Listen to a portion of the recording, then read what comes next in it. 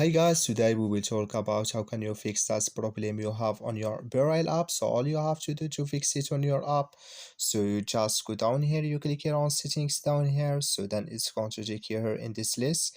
Then all you have to do now, so you just go down here, so then you click here on apps, then it's going to take us here to apps list.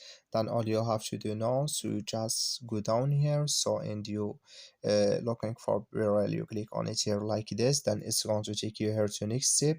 Then all you have to do now, so you just click here on force stop, so then you click here on OK, and you go down here, you click here on storage, so then you come to storage list here. Then all you have to do now, so you just click here on clear cache, so then you go to your Play Store, so just go to your Play Store, you click here on your Play Store, and you search for your BeReal app. It's going to show for you like this. You will find here update, so just click on it, then it's going to fix video on your BeReal app.